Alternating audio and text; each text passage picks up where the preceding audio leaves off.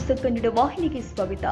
ಉತ್ತರ ಕರ್ನಾಟಕ ಅಭಿವೃದ್ಧಿ ಹರಿಕಾರ ಹಿಂದುತ್ವದ ನಾಯಕ ಯತ್ನಾಳ್ ಅವರನ್ನ ಕೆಲವರು ಕುತಂತ್ರ ಮಾಡಿ ಪಕ್ಷದಿಂದ ಉಚ್ಚಾಟನೆ ಮಾಡಿದ್ದು ಖಂಡನೀಯ ಎಂದು ಕೂಡಲ ಸಂಗಮ ಪಂಚಮಸಾಲಿ ಪೀಠದ ಸ್ವಾಮೀಜಿ ಶ್ರೀ ಬಸವಜಯ ಮೃತ್ಯುಂಜಯ ಸ್ವಾಮೀಜಿ ಹೇಳಿದ್ದಾರೆ. ಗುರುವಾರ ಬೆಳಗಾವಿಯಲ್ಲಿ ಮಾತನಾಡಿದರು. ಲಿಂಗಾಯತ ನಾಯಕತ್ವ ಬೆಳೀತಾ ಇದೆ. ಹಿಂದುತ್ವದ ಕೂಗು ಅಡಗಿಸಲು ಈ ರಾಜ್ಯದ ಜನ ಅವರನ್ನ ಮುಖ್ಯಮಂತ್ರಿಯಾಗಿ ನೋಡಬೇಕು ಎಂದು ನೋಡ್ತಾ ಇದ್ದಾರೆ ಎಂದರು. ಹಿಂದುತ್ವದ ಬಗ್ಗೆ ಪ್ರಬಲವಾಗಿ ಮಾತನಾಡುವಂತಹ ನಾಯಕರು, ಲಿಂಗಾಯತ ಸಮುದಾಯಗಳನ್ನು ಒಗ್ಗೂಡಿಸುವಂತಹ ಏಕೀಕರಣದ ಬಹಳ ದೊಡ್ಡ ಶಕ್ತಿಯಾಗಿರ್ತಕ್ಕಂಥ ಬಸವ ಪಾಟೀಲ್ ಯತ್ನಾಳ್ ಅವರನ್ನು ಇವತ್ತು ಕೆಲವರು ಕುತಂತ್ರ ಮಾಡಿ ಅವರನ್ನು ಅವ್ರ ಪಕ್ಷದ ವತಿಯಿಂದ ಉಚ್ಚಾಟನೆ ಮಾಡತಕ್ಕಂಥ ಕ್ರಮ ನಿಜವಾಗ್ಲೂ ಖಂಡನೀಯವಾಗಿರ್ತಕ್ಕಂಥದ್ದು.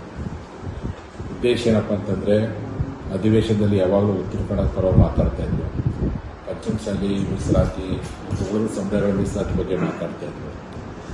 ಲಿಂಗಾಯತ ನಾಯಕತ್ವ ಇವತ್ತು ಎಲ್ಲೇ ಒಂದು ಕಡೆ ಬೆಳೀತಿದೆ ಅನ್ನುವಂಥ ಒಂದು ಕಾರಣ ಮತ್ತು ಹಿಂದುತ್ವದ ಕೂಗನ್ನು ಅಡಗಿಸ್ಬೇಕನ್ನುವಂಥ ಕಾರಣ, ಈ 4 ಕಾರಣ ಇಟ್ಕೊಂಡು ಇಷ್ಟು ಗಟ್ಟಿಯಾಗಿ ಮಾತಾಡುವಂಥವ್ರು ಬಸವನಗೌಡರು.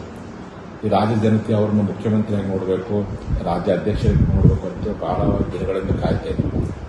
ಈ ಎಲ್ಲ ಕಾರಣಕ್ಕೋಸ್ಕರವಾಗಿಯೇ ಹತಾಶೆಗೊಂಡು ಪೂರ್ವ ಪೀಡಿತರಾಗಿ ಬಿಜೆಪಿ ಒಳಗಿರ್ತಕ್ಕಂಥ ಕೆಲವೊಂದು ಲಿಂಗಾಯತ ನಾಯಕತ್ವವನ್ನು ಕುಗ್ಗಿಸುವಂತೆ ಕೆಲವೊಂದು ದುಷ್ಟ ಮನಸ್ಸುಗಳು ಮತ್ತು ಕುತಂತ್ರದ ಮೂಲಕವಾಗಿ ಭಾರತೀಯ ಜನತಾ ಪಕ್ಷದಿಂದ ಒಬ್ಬ ಹಿರಿಯ ನಾಯಕನನ್ನು, ಪ್ರಾಮಾಣಿಕ ರಾಜಕಾರಣಿಯನ್ನು ನೇರವಾಗಿ ಮಾತನಾಡುವಂಥ ಅವ್ರ ಪಕ್ಷದ ಸಿದ್ಧಾಂತಗಳನ್ನು ಬಹಳಷ್ಟು ಗಟ್ಟಿಯಾಗಿ ಪ್ರತಿಪಾದಿಸುವಂಥ ಒಬ್ಬ ನಾಯಕನನ್ನು ಇವತ್ತು ಉಚ್ಚಾಟನೆ ಮಾಡುವಷ್ಟು ಮಟ್ಟಿಗೆ ಕೀಳು ಮಟ್ಟಕ್ಕೆ ಇವತ್ತು ಒಳಗಾಗಿರ್ತಕ್ಕಂಥದ್ದು ಅದು ಅವ್ರ ಪಕ್ಷಕ್ಕೆ ಬಹಳ ದೊಡ್ಡ ಹಿನ್ನಡೆ.